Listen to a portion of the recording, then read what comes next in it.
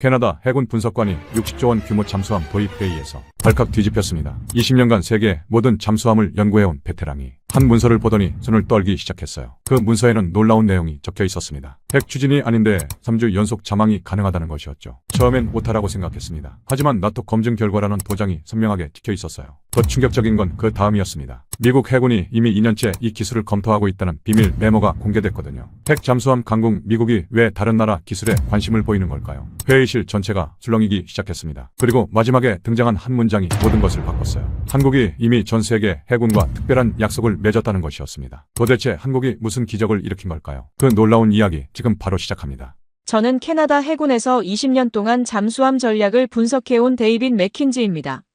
제가 하는 일은 간단해요.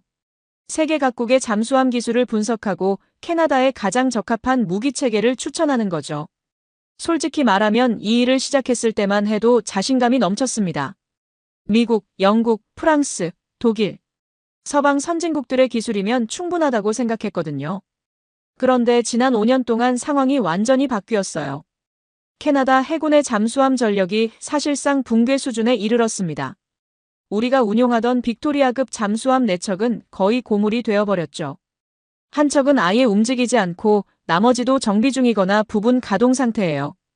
가동률이 20%도 안 된다는 충격적인 보고서를 받았을 때 저는 정말 절망했습니다.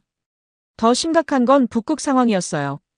지구온난화로 북극 항로가 열리면서 러시아 잠수함 활동이 급격히 증가했거든요. 3년 전과 비교해서 40%나 늘어났어요. 캐나다 영토 바로 위에서 벌어지는 일인데 우리는 제대로 감시도 못하는 상황이 된 거죠. 국가 안보에 구멍이 뚫린 셈이었습니다. 해결책을 찾기 위해 동분서주했어요.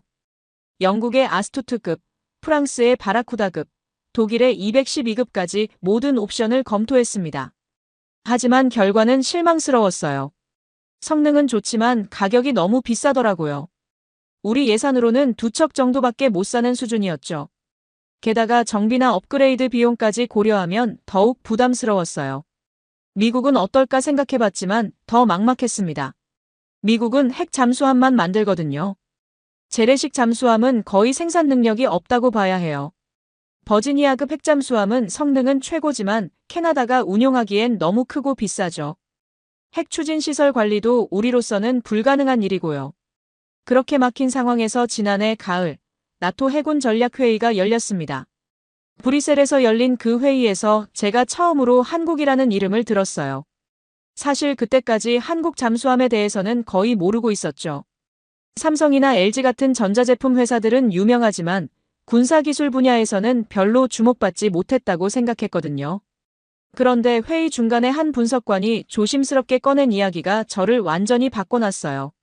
3,600톤급 잠수함이 21일 연속 자망에 성공했다는 보고서였습니다. 저는 처음엔 믿을 수 없었어요.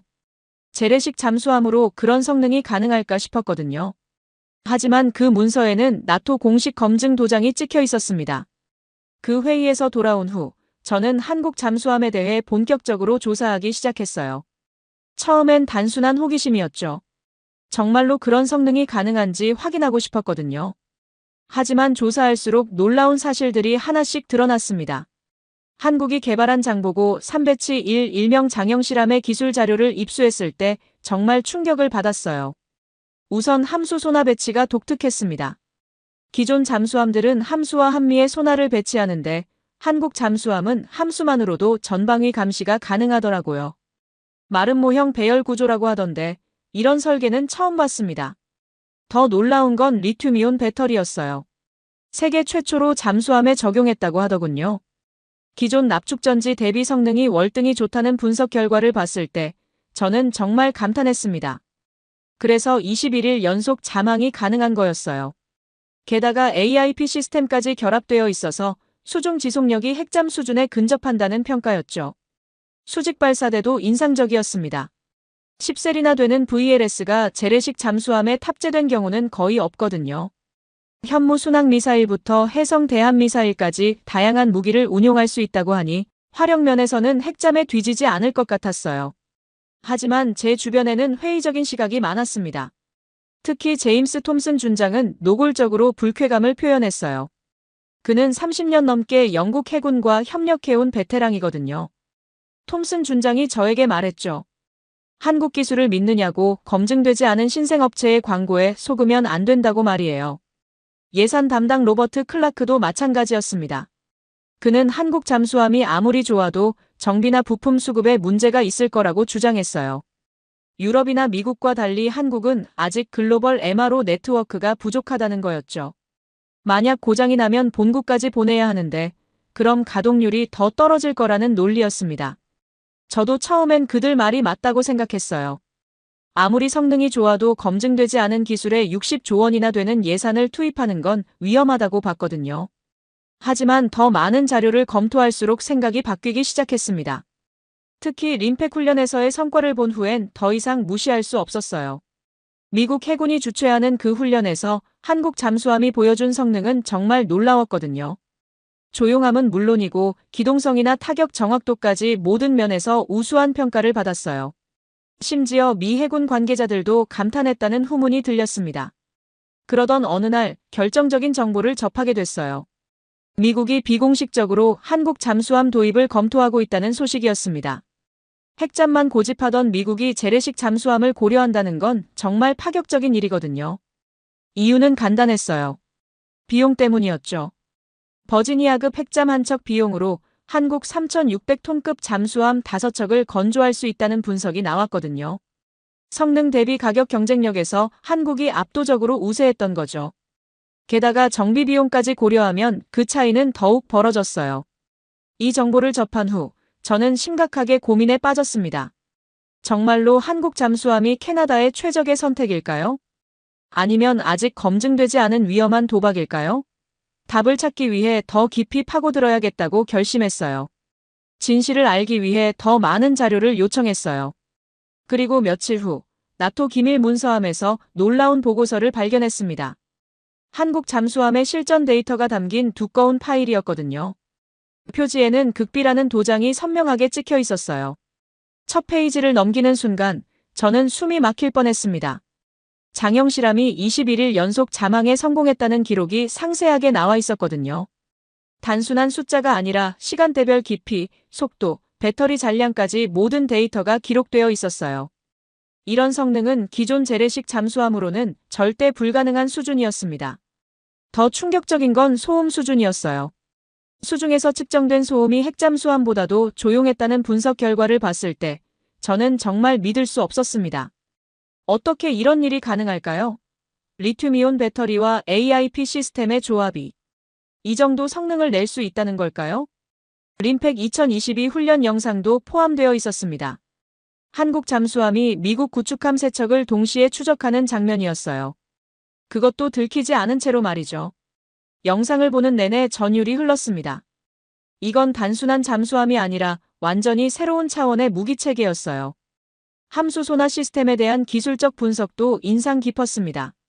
마른 모형 배열로 360도 전방위 감시가 가능하다는 건 이론적으로는 알고 있었지만 실제 성능 데이터를 보니 정말 놀라웠어요. 한미 소나 없이도 기존 잠수함보다 넓은 탐지 범위를 확보할 수 있다는 거였죠.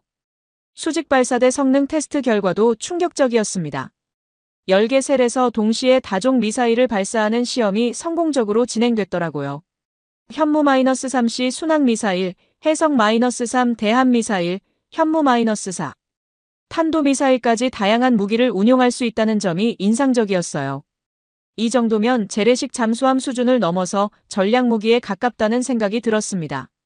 하지만 가장 놀라운 건 업그레이드 계획이었어요. 배치 1에서 배치 2, 배치 3로 이어지는 단계적 개선 로드맵을 보니 한국의 장기적 비전을 알 수 있었거든요.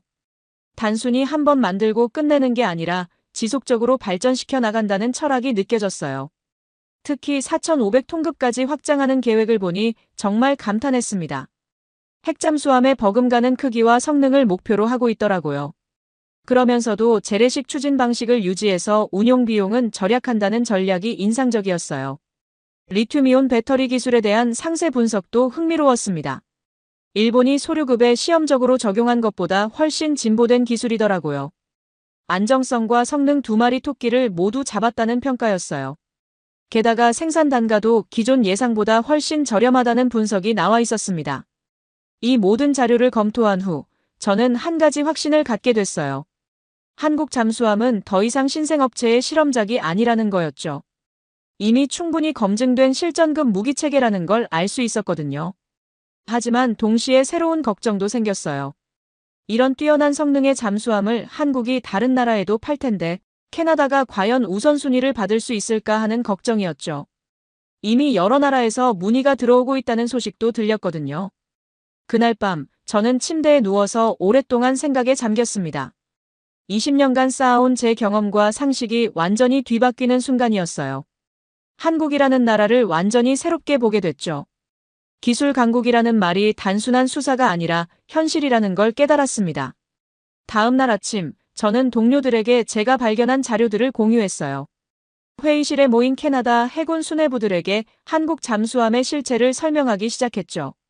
하지만 반응은 예상과 달랐습니다. 제임스 톰슨 준장이 가장 먼저 반발했어요. 그는 30년 넘게 영국, 프랑스, 독일 등 서방 선진국과만 협력해온 사람이거든요. 톰슨 준장이 냉소적인 목소리로 말했습니다. 한국은 아직 잠수함 분야에서 신참이라고 몇 번의 성공 사례만으로 검증됐다고 할 수는 없다고 말이에요. 맥킨지, 자네가 본 건 아마도 과장된 광고 자료일 거야. 한국 업체들이 성능을 부풀려서 홍보하는 건 유명하지 않나. 실제 성능과는 차이가 클 텐데. 톰슨 준장의 말에 다른 참석자들도 고개를 끄덕였어요. 로버트 클라크 예산 담당관도 비슷한 입장이었습니다. 그는 경제적 관점에서 문제를 제기했어요. 한국 잠수함이 아무리 좋아도 정비나 부품 공급에서 문제가 생길 거라는 주장이었죠. 유럽이나 미국과 달리 한국은 글로벌 MRO 네트워크가 부족하다는 거였어요. 60조 원이라는 큰 돈을 투자하는 건데 안정성이 검증된 업체를 선택해야 하지 않겠나요? 한국은 아직 대형 프로젝트 경험이 부족할 텐데요. 클라크의 말에도 일리가 있어 보였어요. 하지만 저는 포기할 수 없었습니다. 제가 본 데이터들은 너무나 명확했거든요. 그래서 더 구체적인 자료를 제시하기 시작했어요. 나토 공식 검증 도장이 찍힌 성능 데이터, 림팩 훈련에서의 실제 성과, 미 해군의 내부 평가 보고서까지 모든 걸 보여줬습니다.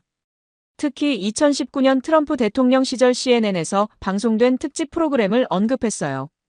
한국 조선업이 미국을 구한다는 제목의 그 프로그램에서는 한국의 조선 기술이 미국보다 앞서 있다고 분석했거든요. 이 방송이 나간 후 미국 내에서도 한국 기술에 대한 관심이 크게 높아졌다고 했어요. 이건 단순한 무기 거래가 아닙니다. 한국은 이미 세계 조선업계의 선두주자예요. 현대중공업, 삼성중공업, 대우조선해양이 만드는 배들이 전 세계 바다를 누비고 있죠. LNG선이나 컨테이너선 분야에서는 이미 세계 1위거든요. 제 설명에 회의실 분위기가 조금 달라지기 시작했어요. 그러자 저는 더욱 확신에 찬 목소리로 계속했습니다. 한국이 단순한 무기 수출국이 아니라 이미 미국과 전략적 파트너십을 맺고 있다고 말이에요. 실제로 2023년부터 미 해군이 정기적으로 한국 조선소를 방문하고 있다는 정보도 공개했어요. 단순한 견학이 아니라 기술 협력과 정보 교환이 목적이었다고 했거든요. 심지어 대드론 방어 시스템에 대한 문의도 있었다는 문서를 보여줬습니다. 하지만 톰슨 준장은 여전히 회의적이었어요. 그는 더욱 강한 어조로 반박했습니다. 맥킨지, 미국이 한국과 협력하는 건 정치적 이유 때문이야. 실제 기술력과는 별개의 문제라고.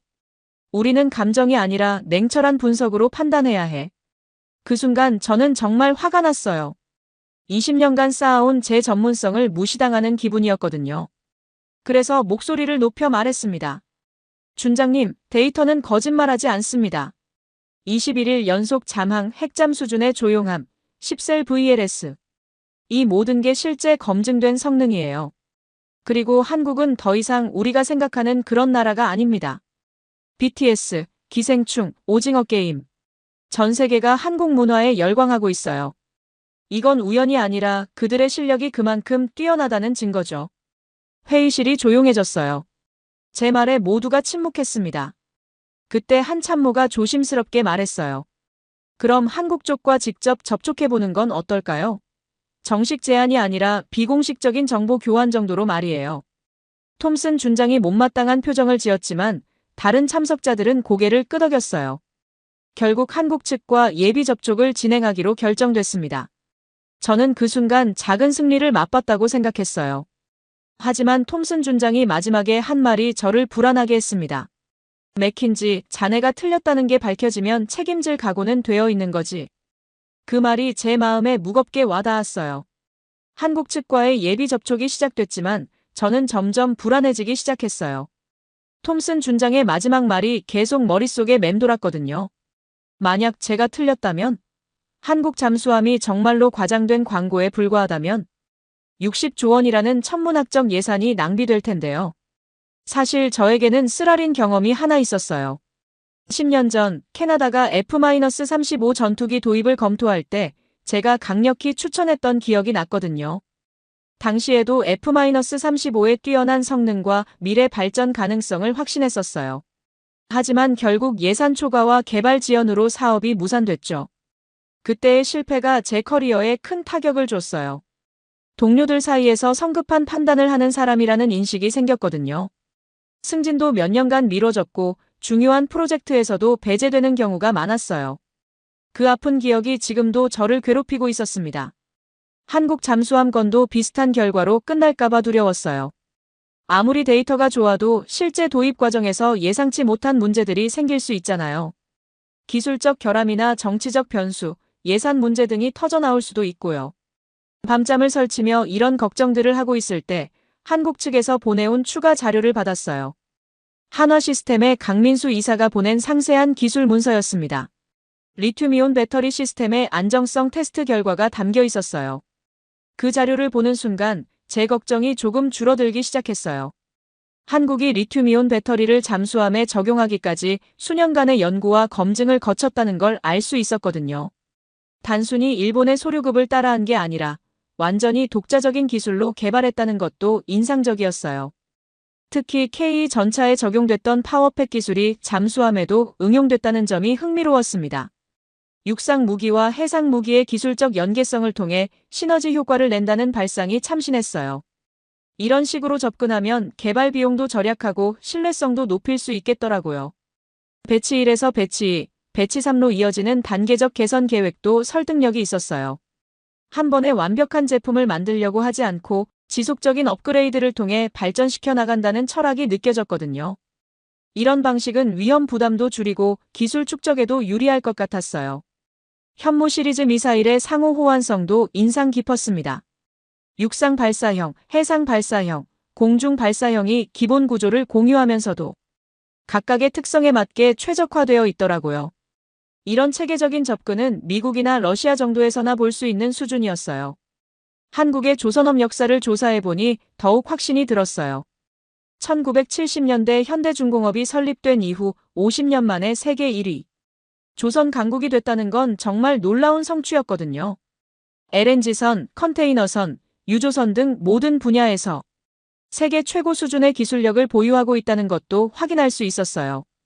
특히 LNG선 기술에서는 한국이 독점적 지위를 갖고 있다는 사실이 인상적이었습니다. 전 세계 LNG선의 70% 이상을 한국 조선소에서 건조한다고 하더라고요. 이 정도 기술력이라면 잠수함 건조도 충분히 가능할 것 같았어요. 그리고 한국의 제조업 DNA도 주목할 만했어요. 삼성, LG, 현대 등 글로벌 기업들이 보여준 지속적인 혁신 능력이 국방 분야에도 적용되고 있다는 걸 느낄 수 있었거든요. 이런 기업 문화라면 단순히 제품을 만들어 파는 것에 그치지 않고 지속적인 업그레이드와 서비스를 제공할 가능성이 높겠더라고요. 이런 자료들을 검토한 후 저는 점차 확신을 갖기 시작했어요. 한국 잠수함은 단순한 신제품이 아니라 50년간 축적된 조선 기술의 집대성이라는 생각이 들었거든요. 그리고 한국 특유의 끊임없는 개선 정신이 이 프로젝트에도 적용될 거라는 믿음이 생겼어요. 하지만 여전히 한 가지 걱정은 남아 있었어요. 과연 캐나다가 이런 최첨단 기술을 제대로 활용할 수 있을까 하는 의문이었죠. 한국만큼 빠른 속도로 기술을 흡수하고 발전시킬 수 있을지 확신이 서지 않았거든요. 며칠 후 드디어 한국 측 관계자들과 직접 만날 기회가 생겼어요. 오타와에 있는 한국 대사관에서 비공식 회담이 열렸거든요. 처음엔 긴장됐지만 한국 측 대표들을 만나보니 생각보다 편안한 분위기였어요. 한화시스템의 강민수 이사가 가장 먼저 인사를 건넸습니다. 40대 중반으로 보이는 그는 차분하면서도 전문적인 인상이었어요. 유창한 영어로 한국 잠수함의 핵심 기술들을 설명해 주더라고요. 특히 복합 소나 시스템에 대한 설명이 인상적이었습니다. 캐나다의 북극 환경을 고려해서 특별히 설계된 소나 배열입니다. 얼음층 아래에서도 정확한 탐지가 가능하도록 주파수 대역을 최적화했어요. 강민수 이사의 설명을 들으니 한국이 캐나다의 특수한 요구사항을 이미 고려하고 있다는 걸 알 수 있었어요. 현대중공업에서 온 박영애 수석 연구원도 인상적이었습니다. 한국에서 몇 안 되는 여성 잠수함 설계 전문가라고 하더라고요. 그녀는 장영실함의 선체 설계에 대해 열정적으로 설명했어요. 특히 소음 억제를 위한 혁신적인 구조에 대해 자세히 알려줬습니다. 기존 잠수함들은 소음을 줄이기 위해 이중 선체 구조를 사용했는데 저희는 단일 선체에서도 같은 효과를 낼 수 있는 기술을 개발했어요. 내부 격벽의 재질과 배치를 최적화해서 진동 전파를 차단하는 거죠.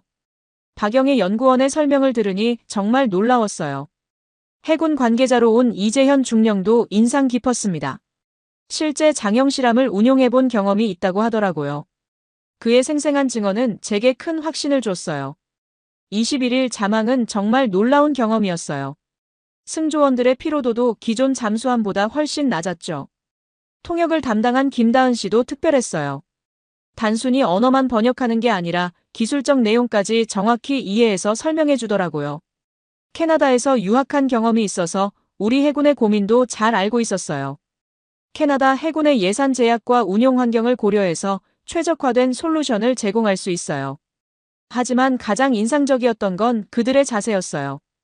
한국 잠수함의 우수성을 자랑하면서도 겸손함을 잃지 않더라고요. 오히려 캐나다의 요구사항을 더 잘 이해하려고 노력하는 모습이었어요. 강민수 이사가 말했습니다. 저희는 단순히 제품을 파는 게 아니라 장기적인 파트너십을 원해요. 캐나다 해군이 성공해야 저희도 성공하는 거라고 생각하거든요. 이런 마인드는 유럽이나 미국 업체들에서는 보기 힘든 것이었어요. 회담이 진행될수록 한국 측의 진정성을 느낄 수 있었습니다. 그들은 이미 캐나다의 북극 환경과 운용 요구사항에 대해 상당한 연구를 해놨더라고요.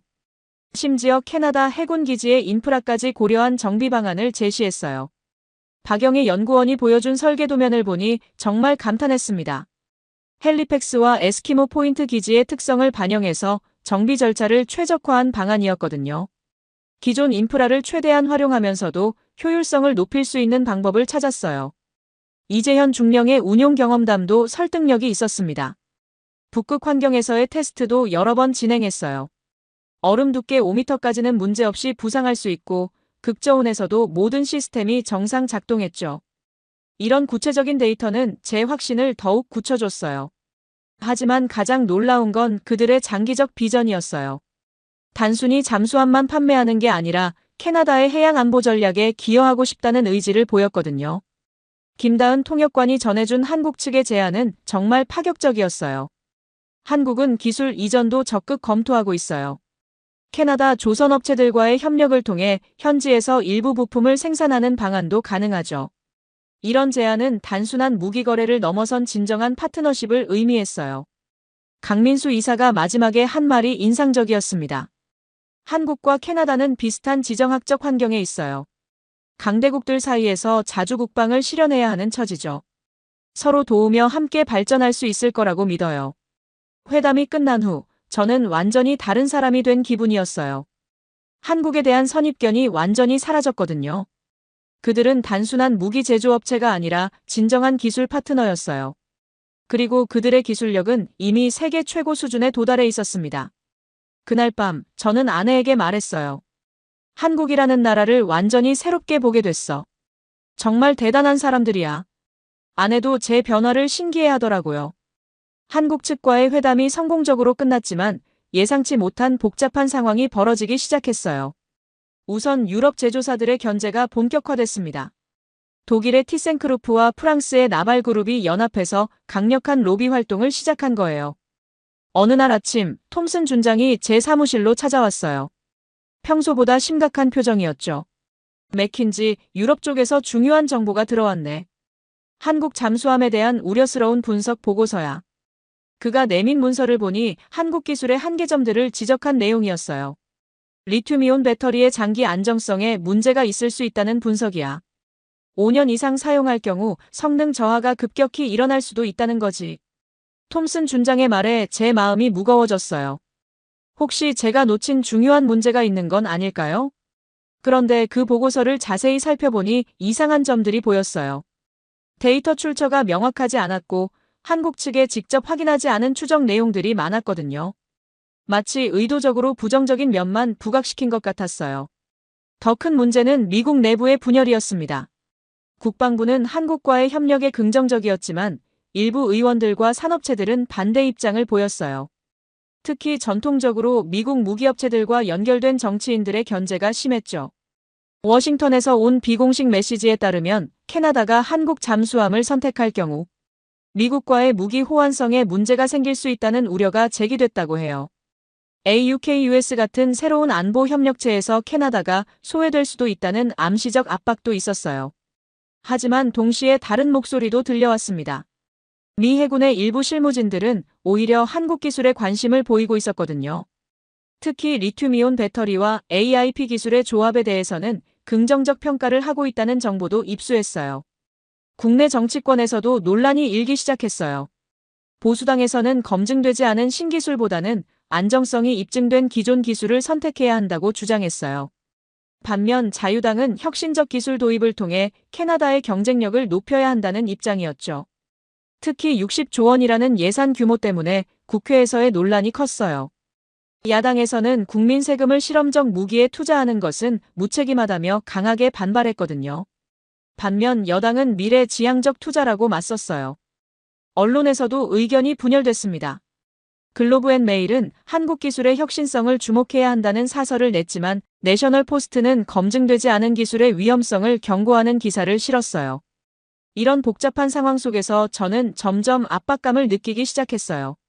제가 추진하는 한국 잠수함 프로젝트가 정치적 쟁점이 되면서 순수한 기술적 판단이 어려워진 거예요. 자칫 잘못하면 제 개인 커리어는 물론 캐나다 해군 전체에 큰 타격을 줄 수도 있겠더라고요. 그러던 중 더욱 복잡한 상황이 벌어졌어요. 북극 지역에서 러시아 잠수함의 활동이 다시 증가했다는 정보가 들어온 거예요. 위성사진 분석 결과 러시아가 새로운 북극 기지를 건설하고 있다는 것도 확인됐어요. 이 소식에 국방부 수뇌부들이 긴급회의를 소집했어요. 더 이상 결정을 미룰 수 없다는 목소리가 높아졌거든요. 북극 항로의 전략적 중요성이 갈수록 커지는 상황에서 캐나다의 해양 감시 능력을 시급히 강화해야 한다는 거였어요. 하지만 동시에 신중론도 만만치 않았어요. 성급한 결정으로 인한 실패는 국가 안보에 치명적이라는 주장도 설득력이 있었거든요. 특히 과거 F-35 사태를 경험한 캐나다로서는 더욱 조심스러울 수밖에 없었어요. 이런 상황에서 저는 중요한 결정을 내렸어요. 한국을 직접 방문해서 실제 잠수함을 보고 최종 판단을 내리겠다고 상부에 보고한 거예요. 이론과 자료만으로는 한계가 있으니 실물을 직접 확인해야 한다고 주장했죠. 톰슨 준장은 처음엔 반대했어요. 굳이 그럴 필요가 있나? 이미 충분한 자료를 검토했잖아. 하지만 저는 확신에 찬 목소리로 말했습니다. 60조 원 프로젝트인데 직접 확인하지 않을 수는 없죠. 이건 제 전문가로서의 책임입니다. 결국 국방부에서도 제 제안을 받아들였어요. 한국 방문을 통한 현지 실사를 진행하기로 결정된 거죠. 하지만 동시에 큰 부담도 느꼈어요. 이번 방문 결과에 따라 캐나다 해군의 미래가 결정될 텐데 과연 제가 올바른 판단을 내릴 수 있을까 하는 걱정이 들었거든요. 출발 전날 밤, 저는 오랫동안 잠들지 못했어요. 20년 경력의 집대성이 될 이번 출장에서 과연 어떤 결론을 내리게 될지 궁금했거든요. 한 가지 확실한 건 더 이상 미룰 수 없다는 거였어요. 캐나다의 미래를 위해 분명한 답을 찾아야 했습니다. 한국행 비행기에서 12시간을 보낸 후 드디어 인천공항에 도착했어요. 생전 처음 밟는 한국 땅이었죠. 공항에서부터 한국의 첨단 기술을 느낄 수 있었어요. 자동화된 시설들과 깔끔한 인프라가 인상적이었거든요. 한국 측에서 나온 안내자는 김다은 씨였어요. 오타와에서 만났던 그 통역관이었죠. 멀리서 오시느라 고생하셨습니다. 알찬 일정으로 준비했어요라며 따뜻하게 맞아줬어요. 그녀의 세심한 배려에 첫인상부터 좋았습니다. 거제도로 향하는 길에 한국의 풍경을 보며 많은 생각이 들었어요. 고속도로 인프라나 도시 개발 수준이 상당했거든요. 이 정도 국가 역량이라면 첨단 무기 제조도 충분히 가능할 것 같다는 생각이 들었어요. 현대중공업 거제 조선소에 도착했을 때는 정말 압도됐습니다. 상상했던 것보다 훨씬 거대한 규모였어요. 300m가 넘는 크레인들과 동시에 수십 척의 선박을 건조할 수 있는 시설을 보니 한국의 조선 기술력을 실감할 수 있었죠. 박영애 연구원이 직접 나와서 안내해줬어요. 오늘은 특별히 장영실함을 가까이서 보실 수 있게 준비했습니다. 그녀의 말에 가슴이 뛰기 시작했어요. 드디어 제가 그토록 연구했던 잠수함을 실제로 볼 수 있는 거였거든요. 건조 중인 장영실함을 처음 봤을 때의 감동은 이루 말할 수 없었어요. 사진이나 도면으로만 보던 것을 실물로 보니 더욱 웅장하더라고요. 특히 함수 부분의 마름 모형 소나 배열을 직접 확인할 수 있어서 좋았어요.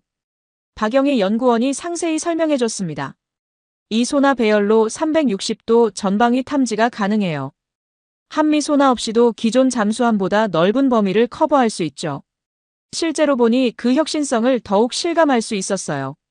내부 견학도 놀라웠습니다. 리튬이온 배터리실을 직접 보니 정말 컴팩트하면서도 효율적으로 설계돼 있더라고요. 기존 납축전지 대비 부피는 절반인데 성능은 3배라는 설명을 들으니 감탄이 나왔어요. 수직 발사대 구역도 인상적이었어요. 10개 셀이 함내에 깔끔하게 배치되어 있는 모습을 보니 화력의 강력함을 느낄 수 있었거든요. 현무 -30부터 해성 -3까지 다양한 미사일 운용이 가능해요라는 설명에 고개가 절로 끄덕여졌어요. 하지만 가장 놀라운 건 따로 있었습니다. 갑자기 김다은 씨가 귀띔해준 정보였어요.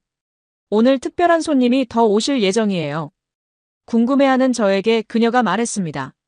미 해군 관계자들이 비공식 방문을 하기로 했거든요. 잠시 후 정말로 미군 장교 2명이 나타났어요. 한 명은 잠수함 전문가인 제임스 로버츠 중령이었고 다른 한 명은 무기체계 분석관인 마이클 존슨 소령이었어요. 저와 비슷한 목적으로 한국을 방문한 거였죠. 로버츠 중령과 대화를 나누며 충격적인 사실을 알게 됐어요. 미 해군도 재래식 잠수함 도입을 진지하게 검토하고 있어요. 핵잠만으로는 예산 부담이 너무 크거든요. 그의 말에 저는 정말 놀랐습니다. 버지니아급 한 척 비용으로 이 잠수함 5척을 만들 수 있어요. 운용비까지 고려하면 비교가 안 되죠. 존슨 소령의 분석을 듣고 나니 한국 잠수함의 경제성을 다시 한번 실감했어요. 더 놀라운 건 미군이 이미 2년 전부터 한국 잠수함을 검토해왔다는 사실이었어요. 태평양에서의 대중 견제를 위해서는 대량의 잠수함이 필요한데 핵잠만으로는 수적 열세를 극복하기 어려워요. 로버츠 중령의 설명이었죠. 오후에는 대드론 방어 시스템 시연을 관람했어요.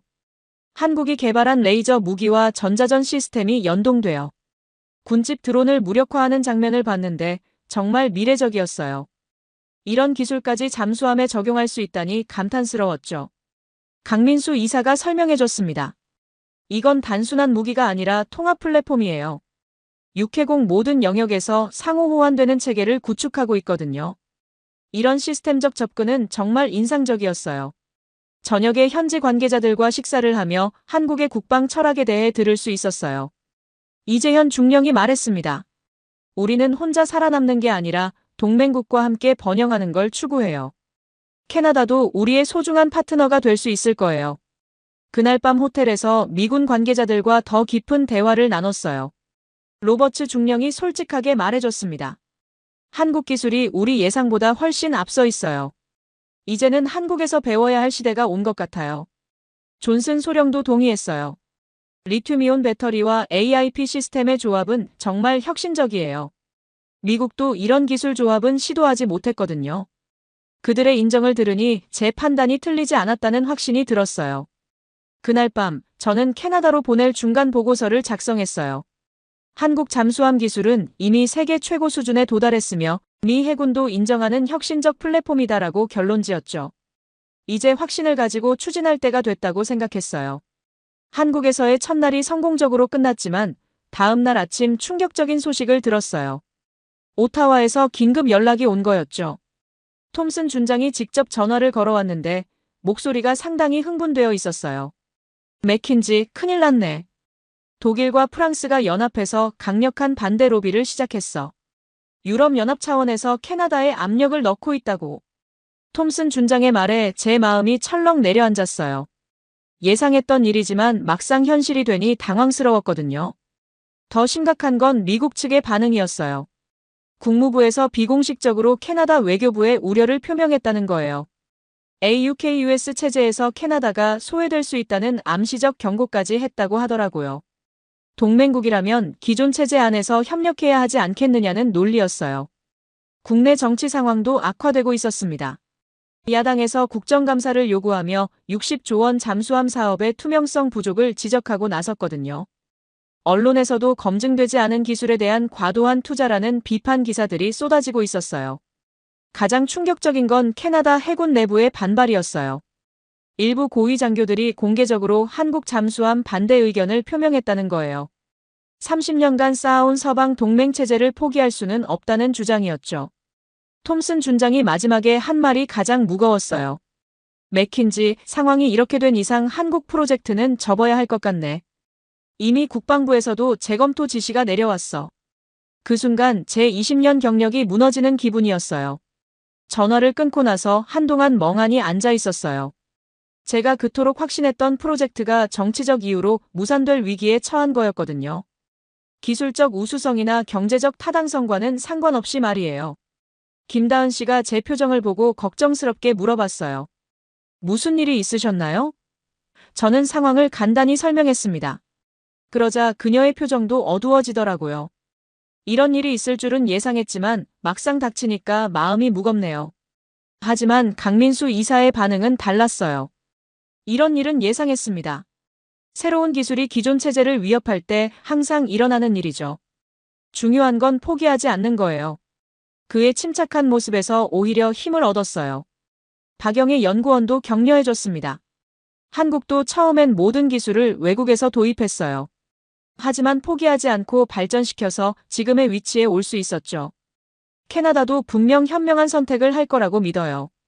그날 오후 일정이었던 KAI 수리온 헬기 공장 방문을 취소하고 싶었지만 한국 측의 배려로 계속 진행하기로 했어요. 수리온의 개발 과정을 들으며 한국의 도전 정신을 새삼 느꼈거든요. KAI 관계자가 설명해줬습니다. 수리온도 처음엔 많은 반대와 회의론이 있었어요. 외국 기술 도입이 안전하다는 목소리도 컸죠. 하지만 독자 기술 개발을 포기하지 않았고 지금은 해외 수출까지 하고 있어요. 그의 말을 들으며 저도 다시 용기를 냈어요. 기술적 판단보다 정치적 고려가 우선시되는 현실이 안타깝지만 그래도 포기할 수는 없다고 생각했거든요. 캐나다의 미래 해양 안보를 위해서는 반드시 필요한 프로젝트였으니까요. 저녁에 이재현 중령과 단둘이 식사를 했어요. 그가 솔직하게 말해줬습니다. 사실 한국도 비슷한 경험을 여러 번 했어요. KF-21 개발할 때도 KE 전차 만들 때도 외부 압력이 상당했거든요. 하지만 결국 우리 길을 걸어왔죠. 중요한 건 기술적 우수성이에요. 정치는 바뀔 수 있지만 기술은 거짓말하지 않거든요. 맥킨지 분석관님도 전문가로서 신념을 가지세요. 이재현 중령의 격려가 제게 큰 힘이 됐어요. 그날 밤 호텔에서 아내에게 전화를 걸었어요. 여보, 상황이 좀 복잡해졌어. 하지만 포기하고 싶지 않아. 이 기술은 정말 대단한 거거든. 아내도 제 마음을 이해해 주더라고요. 당신이 20년간 쌓은 전문성을 믿어요. 그 순간 저는 결심했어요. 설령 정치적 압력이 있더라도 전문가로서의 소신을 굽히지 않겠다고 말이에요. 캐나다의 미래를 위해서는 올바른 기술적 판단이 필요했거든요. 내일 예정된 실제 잠수함 승선 체험에서 마지막 확신을 얻어야겠다고 생각했어요. 다음 날 아침, 정말 특별한 경험이 저를 기다리고 있었어요. 실제 장형 실험에 직접 승선해 볼 수 있는 기회가 주어진 거였거든요. 한국 해군의 특별 배려로 시험 항해에 참여할 수 있게 된 거였죠. 진해 해군 기지에 도착했을 때 장형 실험의 위용에 다시 한번 감탄했어요. 실제로 보니 사진으로 봤던 것보다 훨씬 웅장하더라고요. 검은 함체에서 뿜어나오는 강인함과 세련미가 동시에 느껴졌어요. 함장인 김태준 중령이 직접 나와서 맞아줬습니다. 오늘 우리 잠수함의 진짜 실력을 보여드리겠습니다. 그의 자신감 넘치는 모습에서 한국 해군의 자부심을 느낄 수 있었어요. 잠수함 내부로 들어가는 순간부터 놀라움의 연속이었어요. 기존에 탔던 서방 잠수함들보다 훨씬 조용하고 쾌적했거든요. 리튬이온 배터리 덕분에 소음이 현저히 줄어든 게 확실히 느껴졌어요. 승무원들의 표정도 인상적이었습니다. 모두가 자신감에 차 있었어요. 한 젊은 병사가 말했습니다. 이 잠수함은 정말 자랑스러워요. 다른 나라 잠수함과 훈련할 때도 항상 우리가 먼저 상대를 발견하거든요. 잠항 과정에서 정말 놀라운 일이 일어났어요. 소음 측정 장비로 확인해보니 수중소음 레벨이 제가 예상했던 것보다도 훨씬 낮더라고요. 김태준 함장이 자랑스럽게 설명했습니다. 디젤 엔진이 꺼진 상태에서는 고래 소리보다도 조용해요. 수심 200m까지 잠항하는 동안 모든 시스템이 완벽하게 작동했어요. 함수 소나의 360도 탐지 화면을 보니 정말 혁신적이었거든요. 기존 잠수함들이 사각지대가 있는 반면 장형실함은 전방이 완전 감시가 가능했어요. 특히 인상적이었던 건 배터리 시스템이었어요. 4시간 동안 고속 기동을 했는데도 배터리 잔량이 80% 이상 남아있더라고요. 기존 납축전지였다면 벌써 바닥났을 상황이었죠. AIP 시스템 작동 시연도 봤어요. 완전히 무소음 상태에서 일주일 이상 잠항이 가능하다는 설명을 들으니 정말 놀라웠습니다. 핵 추진 없는 핵잠이라는 표현이 과장이 아니라는 걸 실감했어요. 수직발사대 모의 발사 훈련도 참관했습니다. 10개 셀에서 순차적으로 미사일을 발사하는 시뮬레이션을 보니 그 화력이 정말 강력했어요. 현무-3C의 사거리 1500km라면 캐나다 북극 지역 방어에 완벽할 것 같았거든요. 함장이 특별히 소나 성능을 시연해줬어요. 20km 떨어진 수상함을 정확히 탐지하고 분류하는 모습을 보니 감탄이 절로 나왔습니다. 이 정도 성능이라면 북극해의 러시아 잠수함들도 충분히 감시할 수 있겠네요 라고 말하니 함장이 웃으며 답했어요. 그보다 훨씬 더 많은 일을 할 수 있어요. 승무원들과 대화를 나누며 놀라운 사실을 알게 됐어요. 이들 대부분이 20대 후반에서 30대 초반의 젊은 인재들이었거든요.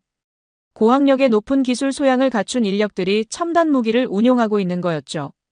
한 젊은 장교가 말했습니다. 저희는 단순히 무기를 조작하는 게 아니라 시스템을 이해하고 개선해 나가고 있어요. 매번 훈련할 때마다 새로운 전술을 개발하고 있거든요. 이런 마인드는 서방 해군에서도 보기 힘든 것이었어요.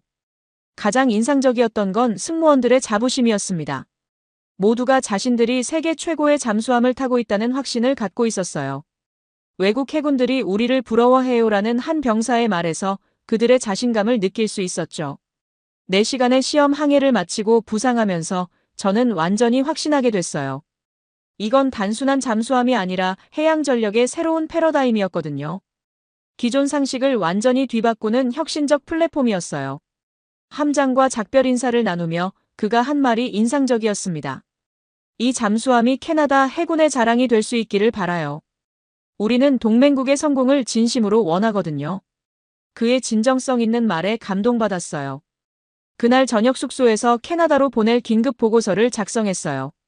장형실함 실제 승선 체험 결과 모든 성능이 기대치를 상회했음. 즉시 도입 절차 진행을 강력히 권고함이라고 결론지었죠. 더 이상 망설일 이유가 없었어요. 정치적 압력이 있더라도 전문가로서 옳은 판단을 내려야 했거든요. 캐나다의 해양 안보를 위해서는 이 잠수함이 절대적으로 필요했어요. 호텔로 돌아온 후 깜짝 놀랄 소식을 들었어요. 김다은 씨가 급하게 전화를 걸어온 거였거든요. 맥킨지 분석관님, 중요한 소식이 있어요. 미국에서 특별한 방문단이 오고 있대요. 그녀의 목소리에서 흥분이 느껴졌어요. 다음 날 아침 정말 예상치 못한 인물들을 만날 수 있었어요. 미 해군 태평양 함대 부사령관 윌리엄 허츠, 중장과 펜타곤 무기체계 담당 부차관보 로버트 체이니가 한국을 극비 방문한 거였거든요. 허츠 중장과의 비공식 면담에서 충격적인 사실을 알게 됐어요. 미국도 한국 잠수함 도입을 진지하게 검토하고 있습니다. 태평양에서의 중국 견제를 위해서는 대량의 잠수함이 필요한데 핵잠만으로는 수적 열세를 극복하기 어거든요. 체인이 부차관보의 설명은 더욱 구체적이었어요. 버지니아급 핵잠 한 척 건조비로 한국 3,600톤급 5척을 만들 수 있어요. 운용비와 정비비까지 고려하면 경제성은 비교할 수 없는 수준이죠. 의회에서도 이런 대안을 요구하고 있어요. 가장 놀라운 건 미국의 구체적인 계획이었습니다. 괌과 하와이 기지에 한국 잠수함을 배치하는 방안을 검토 중이에요. 핵잠의 전략적 임무와 재래식 잠수함의 전술적 임무를 분리해서 효율성을 높이려는 거죠. 허츠 중장이 더욱 놀라운 정보를 알려줬어요. 사실 작년부터 비밀리에 한미 간 기술 협력을 진행하고 있어요. 미국의 음향 스텔스 기술과 한국의 배터리 기술을 결합하는 프로젝트죠. 양국 모두에게 도움이 되는 윈윈 협력이에요. 이 소식을 듣고 저는 완전히 새로운 관점을 갖게 됐어요. 한국 잠수함이 단순히 캐나다만의 선택이 아니라 미국까지 포함한 국제적 트렌드였던 거예요. 오히려 캐나다가 이 흐름에서 뒤처질 위험이 있다는 생각이 들었거든요. 체인이 부차관보가 캐나다 상황에 대해서도 언급했어요. 캐나다가 한국 잠수함을 선택한다면 미국도 적극 지원할 의향이 있어요. AUKUS 체제와 별개로 한미캐 3자 협력을 통해 인도태평양 전략을 강화할 수 있을 거예요. 더 구체적인 협력 방안도 제시됐어요. 캐나다가 한국 잠수함을 도입하면 미국의 정비 인프라를 공유할 수 있어요. 하와이나 괌에서 정비받을 수도 있고 부품 공급망도 함께 구축할 수 있죠. 이런 제안은 처음부터 예상하지 못했던 것이었어요. 허츠 중장의 마지막 발언이 가장 인상적이었습니다.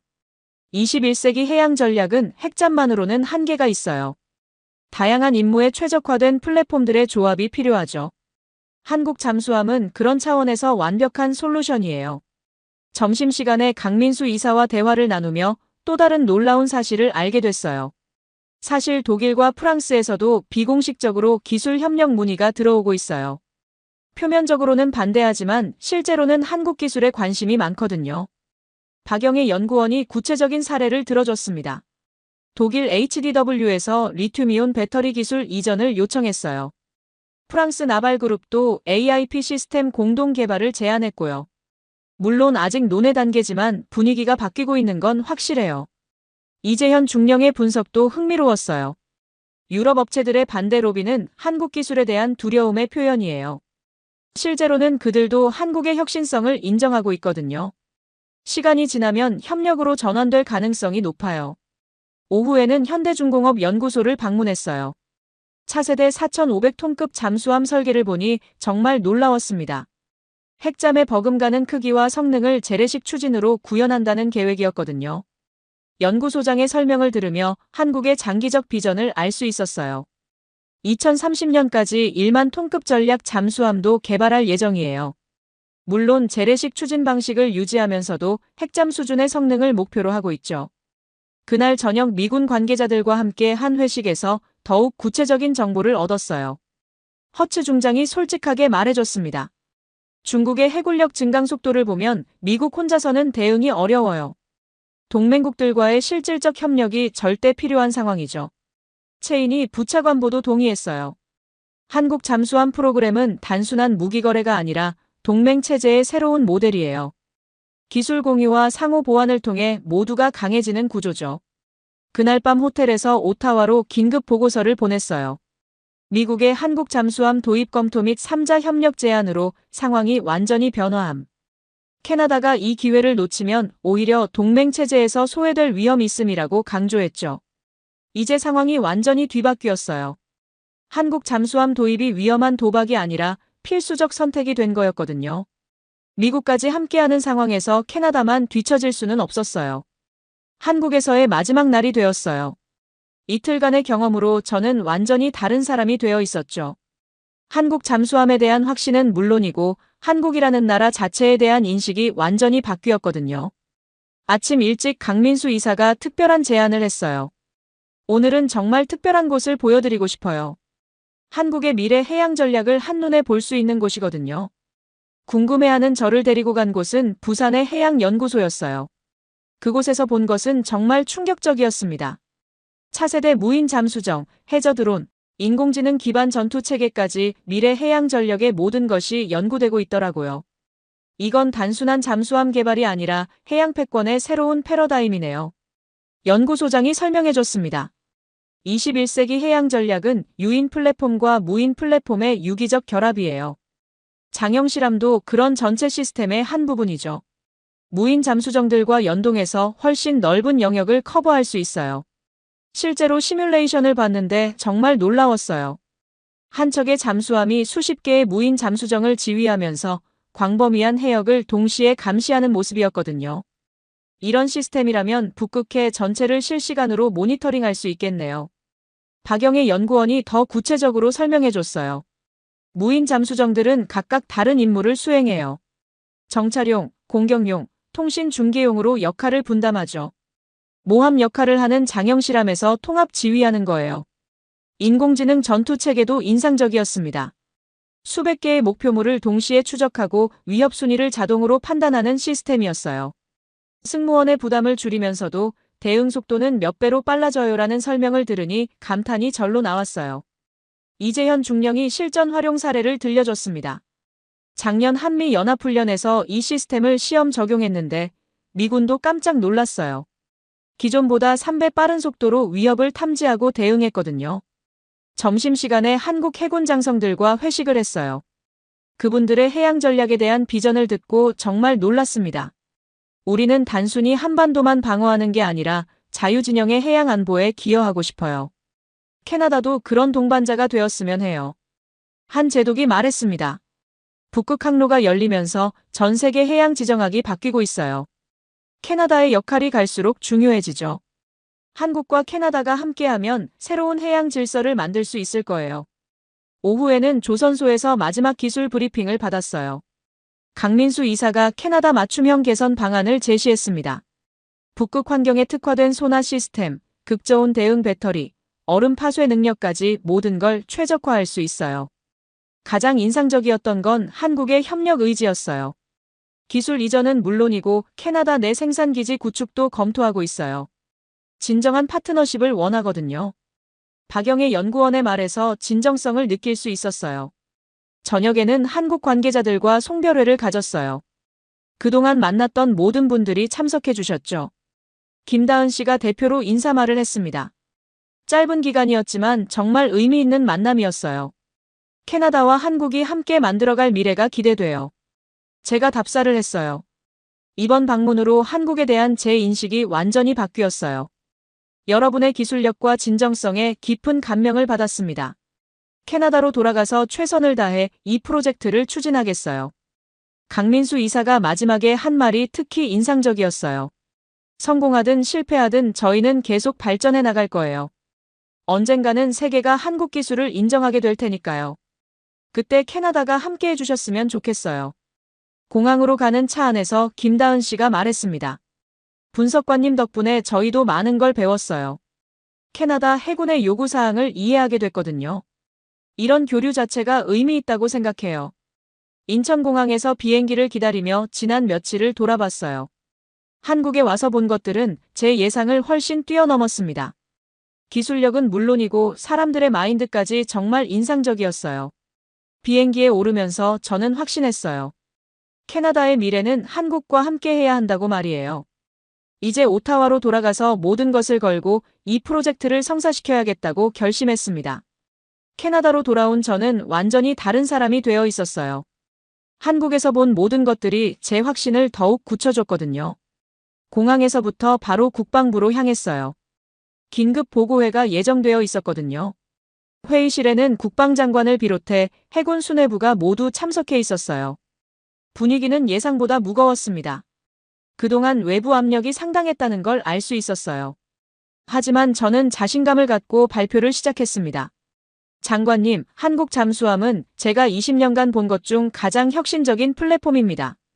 저는 직접 촬영한 영상들과 수집한 데이터를 차례로 보여줬어요. 실제 승선 체험 내용부터 미군 관계자들과의 면담 결과까지 모든 걸 상세히 설명했습니다. 가장 큰 반향을 일으킨 건 미국의 태도 변화였어요. 미 해군 태평양함대 부사령관이 직접 한국 잠수함 도입을 검토한다고 했습니다. 그리고 캐나다와의 3자 협력도 제안했고요. 이 말에 회의실 분위기가 급변했어요. 국방장관이 직접 질문했습니다. 정말 믿을 만한 정보인가? 저는 확신에 차서 답했어요. 허츠 중장과 체인이 부차 관보를 직접 만나고 들은 이야기입니다. 미국도 핵잠만으로는 중국을 견제하기 어렵다는 판단이에요. 톰슨 준장이 여전히 회의적이었어요. 그래도 유럽 업체들의 기술이 더 검증되지 않았나. 하지만 저는 단호하게 반박했습니다. 준장님, 독일과 프랑스도 이미 한국의 기술 협력을 타진하고 있어요. 그들도 한국 기술의 우수성을 인정한다는 뜻이죠. 해군 참모 총장이 핵심을 찔렀어요. 그럼 맥킨지 분석관의 최종 의견은 무엇인가? 저는 잠시 숨을 고르고 명확하게 답했습니다. 즉시 도입 절차를 진행해야 합니다. 이는 선택이 아니라 필수예요. 북극 상황이 갈수록 심각해지고 있는데 우리가 계속 망설인다면 국가 안보에 치명적 공백이 생길 거예요.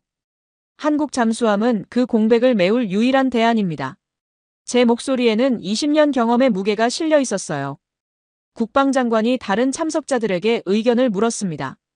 예상과 달리 많은 이들이 제 의견에 동조하기 시작했어요. 특히 젊은 장교들은 한국 기술에 대해 긍정적이었죠. 한 준장이 말했습니다. 사실 저도 한국의 K-9 자주포나 천국 미사일을 보면서 그들의 기술력을 인정하게 됐어요. 잠수함도 마찬가지일 거라고 생각해요. 이런 목소리들이 하나둘 나오기 시작했어요. 하지만 결정적 순간에 예상치 못한 일이 벌어졌어요. 수석 보좌관이 급하게 들어와서 장관 귀에 뭔가를 속삭였어요. 장관의 표정이 순간 어두워졌죠. 죄송하지만 회의를 잠시 중단해야겠습니다. 긴급한 외교적 현안이 발생했어요. 장관의 말에 모두가 당황했어요. 저는 뭔가 불길한 예감이 들었습니다. 30분 후 회의가 재개됐을 때 분위기가 완전히 바뀌어 있었어요. 장관이 무거운 표정으로 말했습니다. 방금 미국 국무부에서 공식 요청이 들어왔습니다. 캐나다의 잠수함 선택이 AUKUS 확대에 영향을 줄 수 있다는 내용이었어요. 제 마음이 철렁 내려앉았어요. 미 해군은 한국과 협력하자고 했는데 국무부는 반대 입장이었던 거예요. 미국 내부에서도 견해가 분열되어 있다는 걸 의미했죠. 톰슨 준장이 이 기회를 놓치지 않았어요. 역시 신중하게 접근해야 합니다. 동맹국과의 관계를 고려하지 않을 수 없어요. 분위기가 다시 보수적으로 돌아가기 시작했어요. 하지만 저는 포기할 수 없었어요. 장관님, 미국 내부에서도 의견이 분열되어 있다는 게 핵심이에요. 군부는 한국과의 협력을 원하고 국무부는 기존 체제 유지를 선호하는 거죠. 우리는 어느 쪽이 미래에 더 도움이 될지 판단해야 해요. 그리고 한국 기술을 선택하는 건 미국과 등을 돌리는 게 아니에요. 오히려 미 해군과 더 긴밀한 협력을 할 수 있는 기회예요. 허츠 중장도 그렇게 말했거든요. 저는 마지막 설득을 시도했어요. 회의실이 조용해졌습니다. 모두가 어려운 결정을 앞두고 있다는 걸 알고 있었어요. 국방장관이 마지막으로 말했습니다. 일주일 후 최종 결정을 내리겠습니다. 그때까지 모든 옵션을 다시 검토해보죠. 회의가 끝나고 나서 저는 복잡한 심정이었어요. 한국에서의 확신과 현실의 정치적 벽 사이에서 고민이 깊어졌거든요. 하지만 포기할 수는 없었어요. 캐나다의 미래가 걸린 문제였으니까요. 일주일이라는 시간이 주어졌지만 저는 한시도 가만히 있을 수 없었어요. 이 기간 동안 모든 것을 건 마지막 노력을 기울여야 했거든요. 우선 제가 수집한 모든 데이터를 체계적으로 정리해서 결정적 보고서를 작성하기 시작했어요.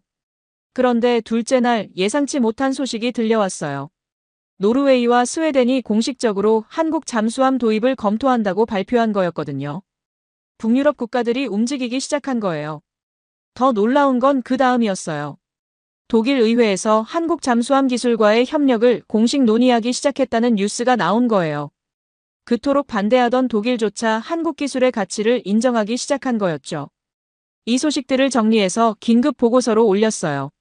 세계적 트렌드가 한국으로 향하고 있는 상황에서 캐나다만 뒤처질 수는 없다는 논리였죠. 하지만 여전히 미국 국무부의 압력이 걸림돌이었어요. 넷째 날에 결정적 전화가 걸려왔어요. 한국의 강민수 이사였죠. 맥킨지 분석관님, 중요한 소식이 있어요. 미국 해군성에서 정식으로 한국과의 기술 협력 MOU를 체결하기로 했대요. 이 소식에 제 심장이 뛰기 시작했어요. 펜타곤이 국무부를 설득했어요. 중국 견제를 위해서는 한국과의 협력이 필수적이라는 판단이었죠. 이제 캐나다도 부담 없이 선택할 수 있을 거예요. 강민수 이사의 말에 희망이 보이기 시작했어요. 바로 다음 날 더욱 극적인 일이 벌어졌어요. 북극 지역에서 러시아 잠수함이 캐나다 영해 근처에서 발견됐다는 긴급 보고가 들어온 거예요. 이는 캐나다 해군의 현실적 위기를 보여주는 사건이었죠. 국방부가 비상회의를 소집했어요. 러시아의 도발이 갈수록 노골화되는 상황에서 더 이상 미룰 시간이 없다는 분위기였어요. 국방장관이 직접 말했습니다. 이런 상황에서 잠수함 전력 공백을 계속 방치할 수는 없다. 그때 톰슨 준장조차 입장을 바꿨어요. 맥킨지 분석관의 말이 맞는 것 같습니다. 미국과의 협력도 가능하다면 한국 옵션을 진지하게 검토해야죠. 그의 변화에 저는 정말 놀랐어요. 마침내 최종 회의 날이 왔어요. 국방장관을 비롯해 총리실 관계자까지 참석한 중요한 자리였죠. 저는 마지막 프레젠테이션을 위해 며칠 밤을 새워 준비했던 자료를 발표했어요. 존경하는 장관님과 관계자 여러분, 캐나다는 지금 역사적 선택의 기로에 서 있습니다. 저는 힘주어 시작했어요. 한국 잠수함은 단순한 무기가 아니라 미래 해양 전략의 핵심입니다. 미국 해군도 인정한 혁신 기술, 북유럽 국가들의 줄서기, 그리고 독일까지 움직이는 상황에서 캐나다만 망설일 이유가 없어요. 제가 준비한 모든 논거를 차례로 제시했습니다. 특히 북극 상황을 고려하면 더욱 시급합니다. 21일 연속 자막 능력, 극지 환경 최적화 설계, 무인 시스템과의 연동까지. 이 모든 것이 우리에게 꼭 필요한 기술들이에요. 가장 중요한 순간이 왔어요. 그리고 이건 단순한 무기 구매가 아닙니다. 한국과의 전략적 파트너십을 통해 캐나다가 해양 강국으로 도약할 수 있는 기회예요. 저는 확신에 찬 목소리로 마무리했어요. 총리실 관계자가 질문했어요. 그럼 분석관의 최종 권고안은? 저는 깊게 숨을 들이쉬고 답했습니다. 한국 잠수함 즉시 도입, 리한케 3자 협력 체제 구축을 강력히 권고합니다. 이는 캐나다가 21세기 해양 패권 경쟁에서 살아남을 수 있는 유일한 길입니다. 저의 20년 경력을 모두 건 발언이었어요. 회의실이 조용해졌습니다. 모두가 역사적 결정의 무게를 느끼고 있었어요. 국방장관이 마지막으로 다른 참석자들의 의견을 물었지만 이제는 반대하는 목소리가 거의 없었어요. 마침내 장관이 입을 열었습니다. 맥킨지 분석관의 전문가적 판단을 존중합니다.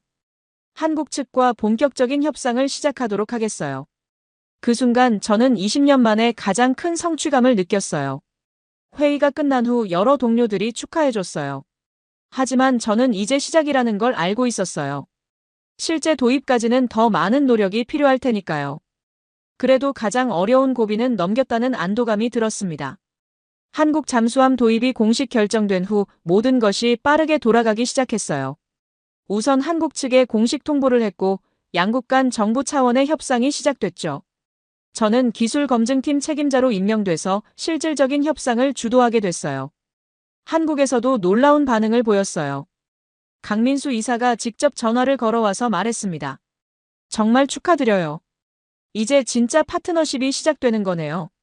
그의 목소리에서 진정한 기쁨이 느껴졌어요. 일주일 후 한국 정부 고위 대표단이 오타와를 방문했어요. 국방부 장관급 인사들과 주요 방산업체 CEO들이 대거 참석한 대규모 방문단이었죠. 이는 한국이 이번 프로젝트에 얼마나 큰 중요성을 부여하는지 보여주는 것이었어요. 첫 번째 공식 협상에서 한국 측이 제시한 조건들을 보고 정말 놀랐어요. 단순히 잠수함만 판매하는 게 아니라 종합적인 해양 방위 체계를 구축하자는 제안이었거든요. 캐나다의 북극 방어를 위한 통합 솔루션이라는 개념이었어요. 구체적으로는 장형실함 12척 건조와 함께 무인 잠수정 시스템, 해저 감시망, 북극 기지 인프라까지 포함된 패키지였어요. 총 사업비는 80조 원 규모였지만 20년간 분할 지불과 기술 이전을 통해 캐나다 국내 산업도 함께 발전시키겠다는 계획이었죠. 가장 인상적이었던 건 기술 이전 범위였어요. 한국이 핵심 기술인 리튬이온 배터리와 AIP 시스템까지 이전하겠다고 제안한 거예요. 이는 정말 파격적인 조건이었죠. 보통은 이런 핵심 기술은 절대 공개하지 않거든요. 박영애 연구원이 설명해줬습니다. 진정한 파트너십을 원한다면 기술도 함께 공유해야죠. 캐나다가 독자적 능력을 갖춰야 장기적 협력이 가능해요. 이런 마인드는 다른 나라에서는 찾기 힘든 것이었어요. 미국과의 조율도 순조롭게 진행됐어요. 허츠 중장이 직접 오타와를 방문해서 3자 협력 방안을 구체화했거든요. 미국의 하와이와 괌 기지에서 캐나다 잠수함의 정비와 보급을 지원한다는 내용이었어요. 이제 북태평양은 미한캐 3국이 공동으로 관리하는 시대가 열릴 겁니다. 허츠 중장의 말에서 새로운 해양 질서의 시작을 느낄 수 있었어요. 캐나다가 단순한 구매국이 아니라 동등한 파트너가 된 거였죠. 유럽의 반응도 흥미로웠어요.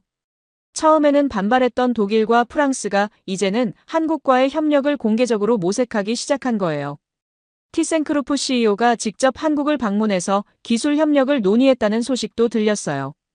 국내 여론도 긍정적으로 변화했어요.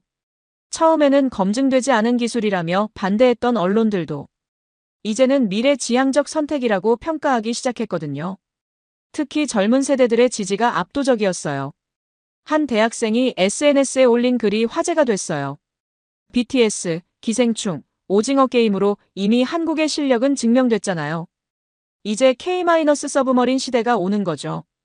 이런 반응들을 보니 시대가 정말 바뀌었다는 걸 느꼈어요. 가장 뜻깊었던 순간은 첫 번째 잠수함 기공식이었어요. 거제도 현대중공업 조선소에서 열린 행사에 캐나다 총리와 한국 대통령이 함께 참석했거든요. 저도 특별히 초청받아서 참석할 수 있었어요. 기공식에서 총리가 한 연설이 인상적이었습니다. 오늘은 캐나다 해군의 새로운 역사가 시작되는 날입니다.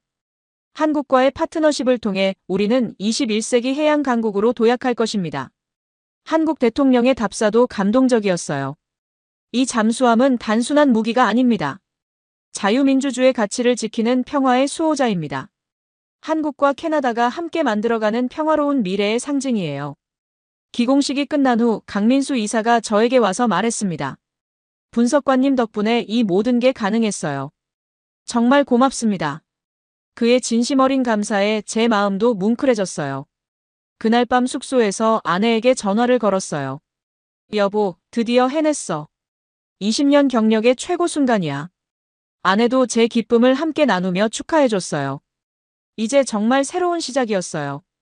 캐나다 해군의 미래가, 아니 한국과 캐나다의 미래가 함께 열리는 순간이었거든요. 제가 내린 결정이 두 나라 모두에게 도움이 될 거라는 확신이 들었어요. 한국 잠수함 도입 결정 이후 6개월이 지나면서 놀라운 변화들이 일어나기 시작했어요. 가장 먼저 눈에 띈 건 캐나다 해군 내부의 분위기 변화였죠. 처음에는 회의적이었던 많은 장교들이 이제는 적극적인 지지자로 바뀌었어요. 톰슨 준장도 완전히 다른 사람이 됐어요. 한국에서 온 기술진들과 협업하면서 그들의 전문성에 깊은 감명을 받았다고 하더라고요. 맥킨지, 자네 말이 맞았어. 한국은 정말 대단한 나라야. 라고 인정했어요. 한국 기술진들이 캐나다에 상주하면서 현지 적응형 설계를 진행하는 모습도 인상적이었어요.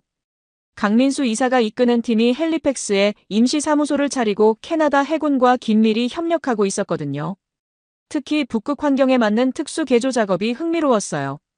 극저온에서도 작동하는 배터리 시스템, 얼음을 뚫고 부상할 수 있는 특수 구조물, 빙하 아래에서도 정확한 위치를 파악할 수 있는 항법 시스템까지 모든 걸 캐나다 맞춤형으로 개발하고 있었어요. 박영의 연구원이 캐나다에 파견되어 현지 엔지니어들과 함께 작업하는 모습을 보니 정말 감동적이었어요. 캐나다 엔지니어들의 창의성이 놀라워요.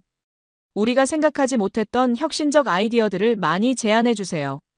라고 말하더라고요. 국제적 반응도 극적으로 변화했어요.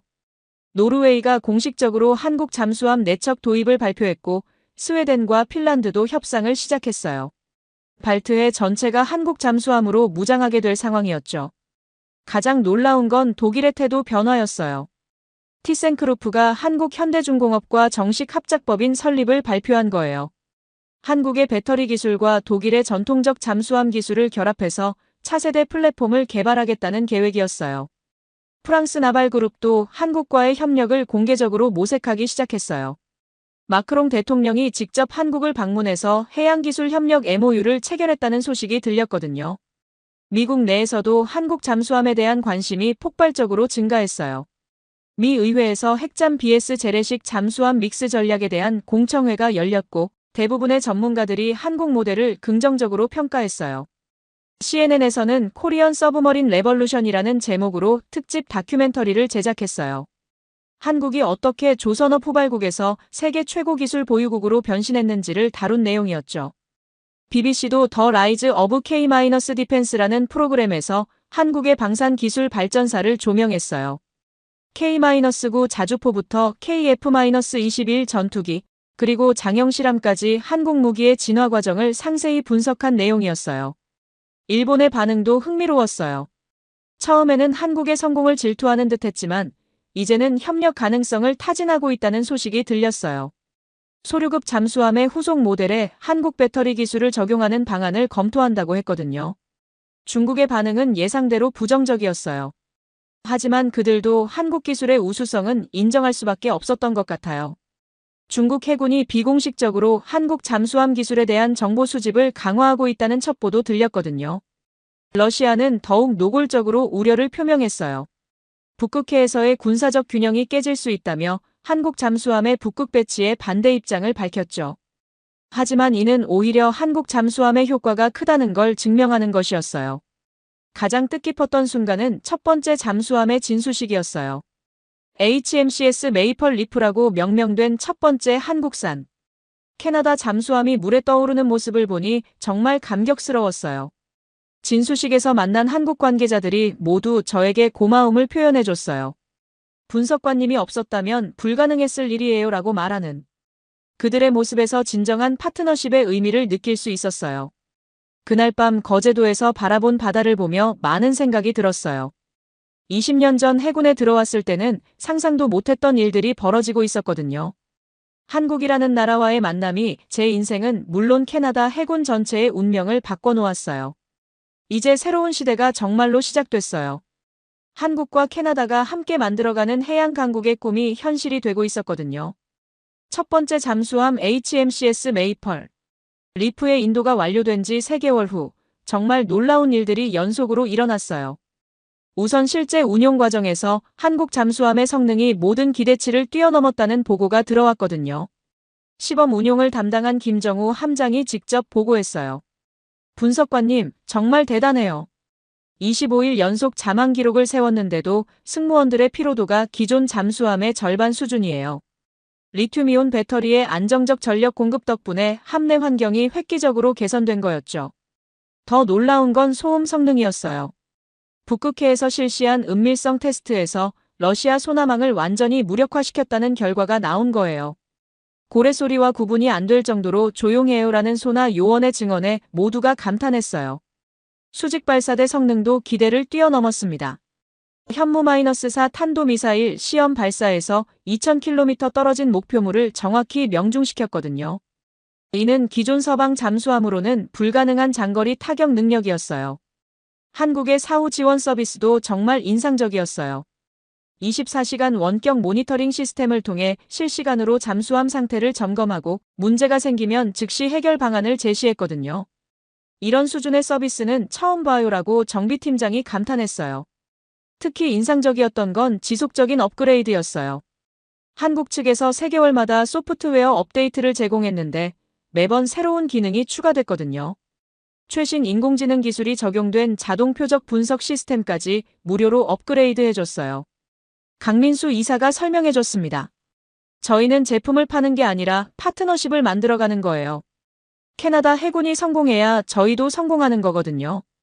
이런 마인드는 다른 어떤 나라에서도 경험해 본 적이 없었어요. 국제적 반향도 대단했어요. 나토 해군 전략회의에서 캐나다 잠수함 사례가 21세기 해군력 혁신의 모델로 소개됐거든요. 각국 해군 관계자들이 앞다퉈 한국 기술에 관심을 표명했어요. 영국 해군 참모 총장이 직접 캐나다를 방문해서 메이펄 리프를 견학하고 갔어요. 우리가 놓친 미래가 여기 있었군요라고 감탄하며 한국과의 협력 가능성을 타진했다고 하더라고요. 이탈리아 해군도 공식적으로 한국 잠수함 도입을 검토한다고 발표했어요. 지중해 방어를 위해서는 경제적이면서도 고성능인 잠수함이 필요하다는 이유였죠.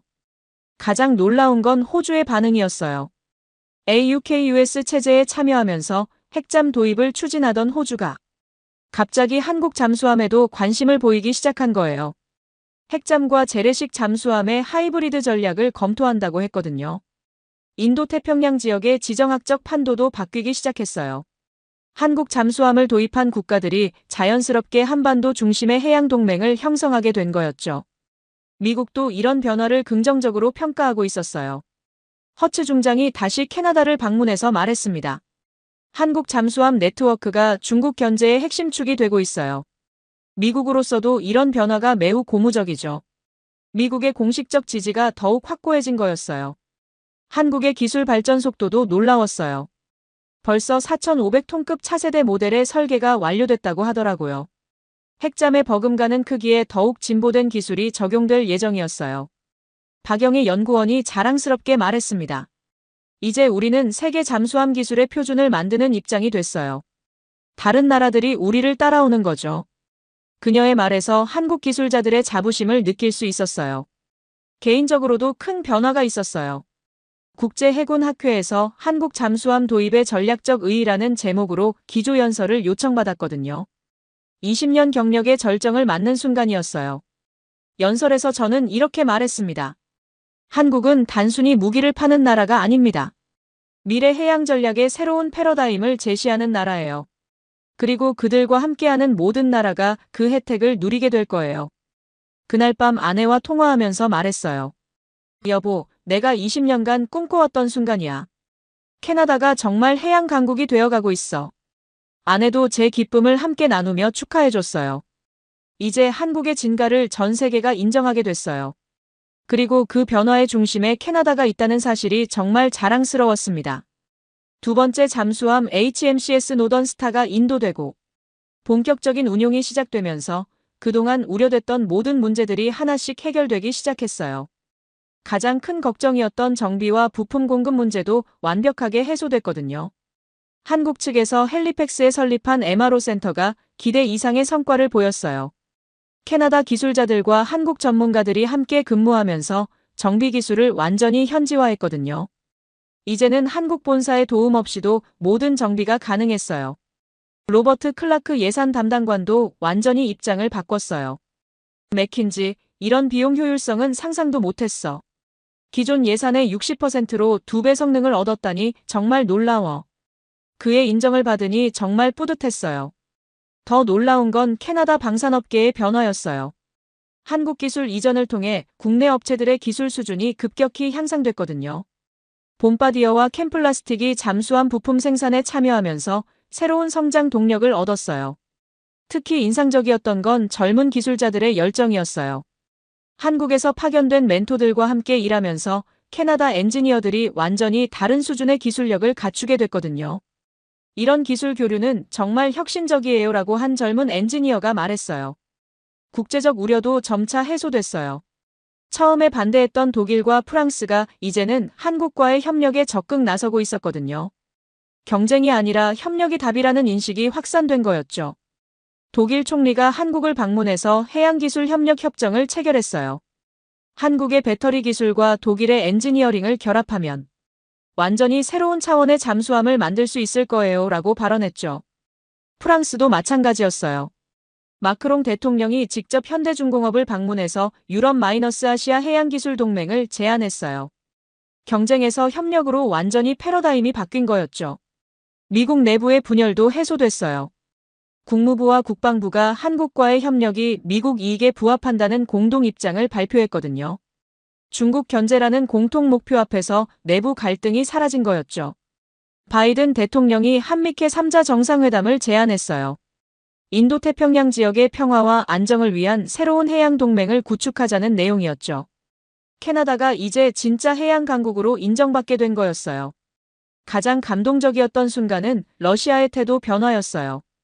북극에서의 도발적 행동이 현저히 줄어들었거든요. 한국 잠수함의 감시 능력을 의식한 결과였죠.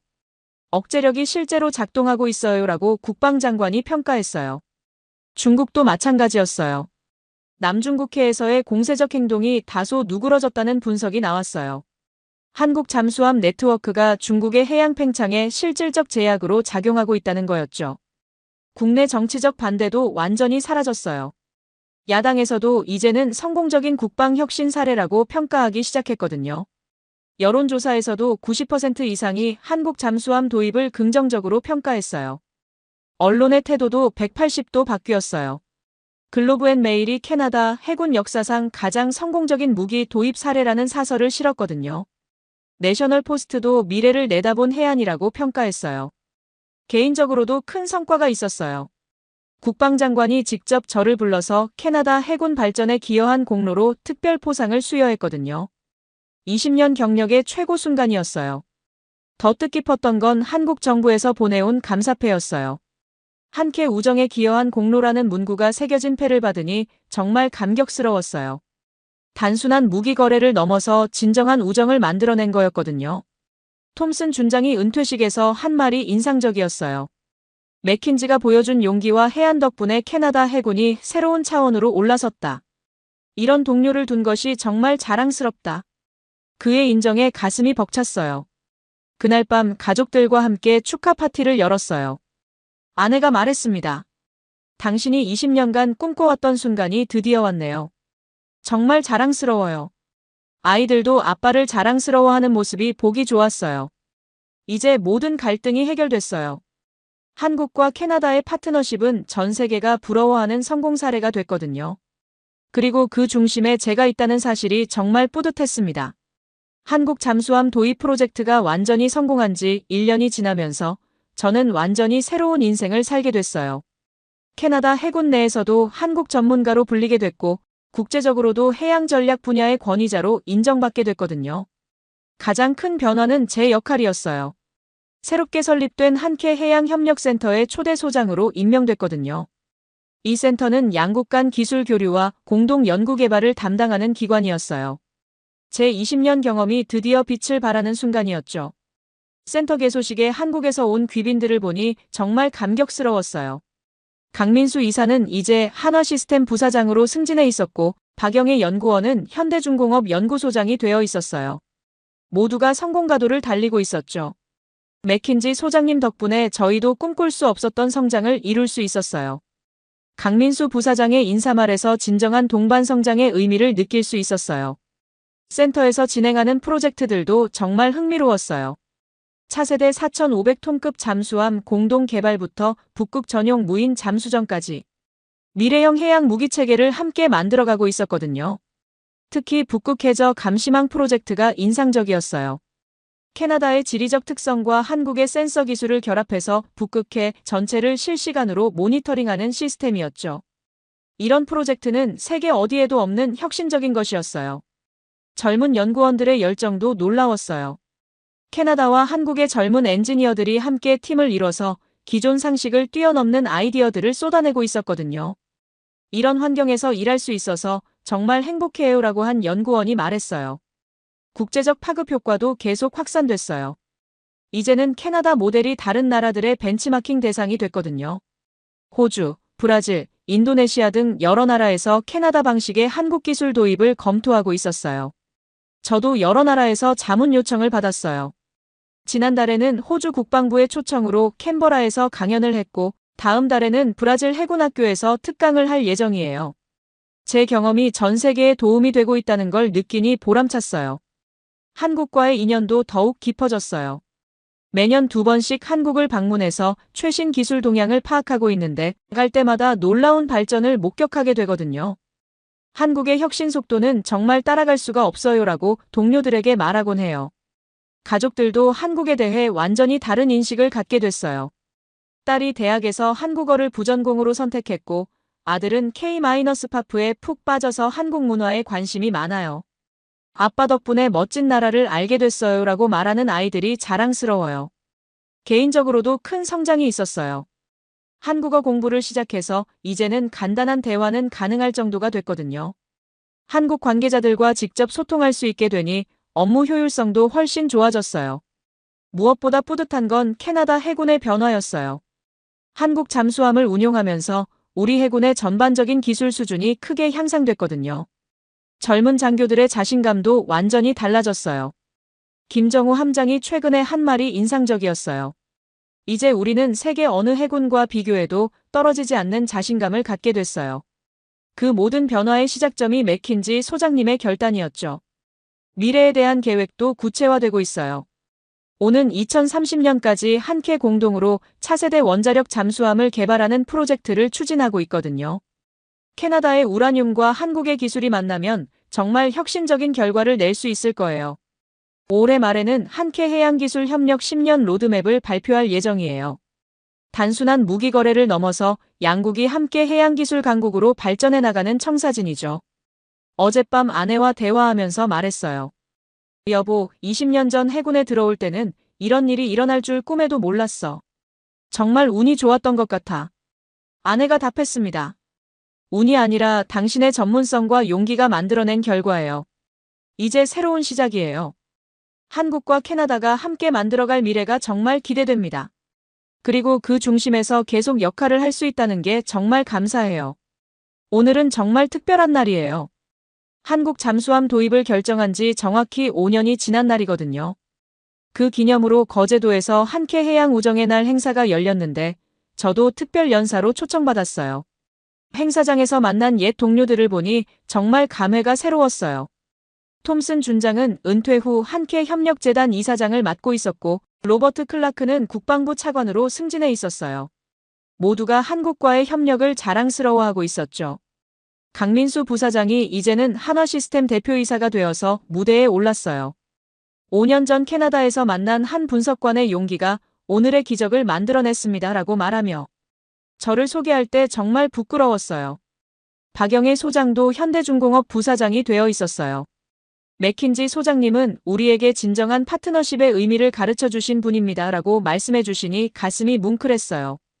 제 연설 차례가 되어서 무대에 올라갔을 때 객석을 가득 메운 양국 관계자들을 보니 정말 감동적이었어요. 저는 마음 깊은 곳에서 우러나오는 말로 시작했습니다. 5년 전 저는 한 명의 회의적인 분석관이었습니다. 한국에 대해서도 잘 모르는 상태였죠. 하지만 오늘 이 자리에서 저는 확신합니다. 한국과의 만남이 제 인생 최고의 선택이었다고 말이에요. 한국은 저에게 기술만 가르쳐 준 게 아닙니다. 끊임없이 도전하고 발전하려는 정신, 파트너를 진심으로 배려하는 마음, 그리고 함께 성장하려는 철학을 보여줬어요. 이런 가치들이야말로 진정한 한국의 힘이라고 생각해요. 객석에서 기립박수가 터져나왔어요. 한국 관계자들의 눈에서는 눈물이 흐르고 있었고 캐나다 동료들도 모두 감동한 표정이었어요. 지난 5년간 캐나다 해군은 완전히 새로운 차원으로 도약했습니다. 12척의 한국 잠수함이 북극을 지키고 있고 러시아의 도발은 현저히 줄어들었어요. 중국도 우리의 존재를 무시할 수 없게 됐죠. 하지만 가장 중요한 건 우리가 얻은 자신감입니다. 이제 캐나다는 당당한 해양 강국이에요. 그리고 그 모든 변화의 시작점에 한국이 있었습니다. 연설을 마치고 내려왔을 때 많은 분들이 악수를 청하며 감사 인사를 전해줬어요. 특히 젊은 한국 엔지니어들이 소장님 덕분에 꿈을 키울 수 있었어요 라고 말할 때는 정말 뿌듯했어요. 오후에는 차세대 1만 톤급 전략 잠수함 모형을 공개하는 행사가 있었어요. 한캐 공동개발로 진행되는 이 프로젝트는 세계 최초의 완전 친환경 잠수함이 될 예정이에요. 핵 추진보다 안전하면서도 성능은 동급 수준을 목표로 하고 있죠. 김다은 씨가 이제는 한캐 협력센터 부소장이 되어서 행사를 진행하고 있었어요. 5년 전 오타와에서의 만남이 오늘의 기적을 만들어냈습니다라고 말하며 미소를 지었죠. 저녁 만찬에서 한국 대통령과 캐나다 총리가 화상으로 축하 메시지를 보내왔어요. 한캐 우정의 상징인 맥킨지 소장님께 감사드립니다라는 대통령의 말씀에 온 회장이 박수를 쳤어요. 행사가 끝나고 거제도 바닷가를 혼자 걸으며 지난 5년을 돌아봤어요. 처음에는 작은 호기심에서 시작됐던 일이 이렇게 큰 변화를 만들어낼 줄은 정말 몰랐거든요. 핸드폰으로 아내에게 전화를 걸었어요. 여보, 정말 꿈 같은 하루였어. 우리가 이룬 모든 것들이 얼마나 소중한지 다시 한번 느꼈어. 아내도 제 기쁨을 함께 나누며 축하해줬어요. 바다를 바라보며 마지막으로 생각했어요. 20년 전 캐나다 해군에 들어올 때는 상상도 못했던 일들이 벌어졌어요. 한국이라는 놀라운 나라와의 만남, 진정한 파트너십의 경험, 그리고 두 나라를 더욱 가깝게 만든 보람까지. 이제 저는 확신해요.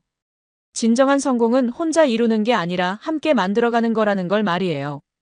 한국과 캐나다가 함께 써내려간 이 아름다운 이야기가 앞으로도 계속 이어지길 바라봅니다. 그리고 언젠가 제 후배들도 저처럼 용기 있는 결단을 내릴 수 있기를, 그래서 더 많은 나라들과 아름다운 파트너십을 만들어갈 수 있기를 간절히 희망합니다. 한국, 정말 고마운 나라입니다. 캐나다와 한국의 우정이 영원하길 바라며 오늘 이 감동적인 하루를 평생 기억하겠어요.